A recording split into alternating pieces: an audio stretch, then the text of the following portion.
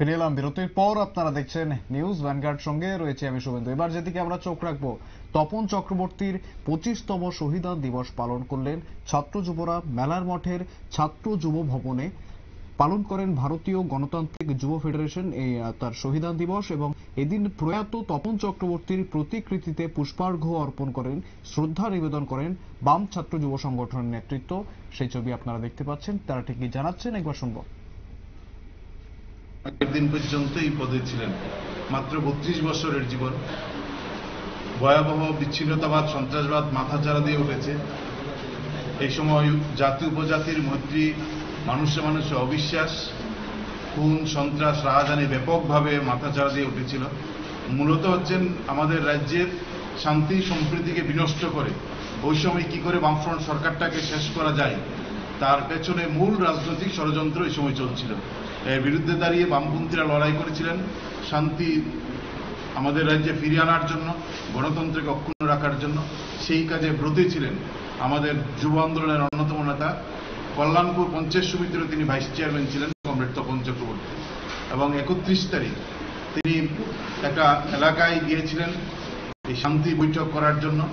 জাতি উপজাতি মানুষের যে সম্প্রীতির বন্ধন, এটা যেন অটুট থাকে, বিচ্ছিন্নতাবাদ যেন শেষ কথা বলতে না পারেন, সেই দায়িত্ব নিয়ে তিনি বেরিয়েছিলেন। আমরা দেখেছি এই মিটিং থেকে ফেরার পথে তাকে খুন করেছিল সন্ধ্যার সময় তপন চক্রবর্তীকে, এবং তারা ভেবেছিল যে তপন চক্রবর্তীকে খুন করে যে ওই অশান্তির বার্তা, সন্ত্রাসবাদ, তারা জয়ী হবে। আমরা দেখেছি তপন চক্রবর্তী খুন হলেও তার যে লড়াই শান্তির জন্য, সম্প্রীতির জন্য, বিচ্ছিন্নতাবাদের বিরুদ্ধে, সন্ত্রাসবাদের বিরুদ্ধে, এই লড়াই আজও চলছে। এবং আমরা মনে করি তপন চক্রবর্তী যে কারণে শহীদ হয়েছেন, সম্প্রীতির বন্ধনকে সুদৃঢ় করতে, জাতি উপজাতির মৈত্রীকে অক্ষুণ্ণ রাখতে এই লড়াই ডিওএফকে লড়তে হবে আরও তীব্রতা নিয়ে, আরও গতিতে। কারণ মানুষের প্রতি মানুষের যে অবিশ্বাস, এবং আজকের দিনে বিজেপি এই কাজটা আরও নিপুণভাবে করছেন। জাতি উপজাতি, হিন্দু মুসলিম খ্রিস্টান জৈন মানুষে মানুষে ভাগ করার কাজটা সেই 2000 সাল থেকে আরো প্রকট হয়েছে বিজেপির নেতৃত্বে 2024 সালে। ফলে এই ভয়ঙ্কর পরিস্থিতিতে আমরা কি করে শান্তি, কি করে সম্প্রীতি তার জন্য সুদৃঢ় করা যায়, মৈত্রীর বন্ধনকে আরো অটুট করা যায়, তার পাশাপাশি কি করে সাম্প্রদায়িকতার বিরুদ্ধে লড়াইকে আরো তীব্র করা যায়, সেই শপথ তপন চক্রবর্তীর শহীদান দিবসে আমরা গ্রহণ করছি। এবং এই দিনটা আমরা শুধুমাত্র ফুল দেওয়ার মধ্য দিয়ে না, গোটা রাজ্যে আমরা আজকে তপন চক্রবর্তীর শহীদান দিবসে শপথ গ্রহণ করছি। সম্প্রীতির বন্ধন সুদৃঢ় করুন, সাম্প্রদায়িকতার বিরুদ্ধে তপন চক্রবর্তীর যে লড়াই তৈরি করেছিলেন, এই লড়াইকে আরো শক্তিশালী করুন।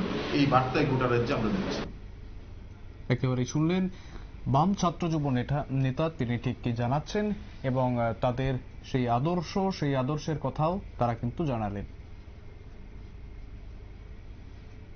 ফিরে আসছি একটি বিরতির পর, সঙ্গে থাকুন।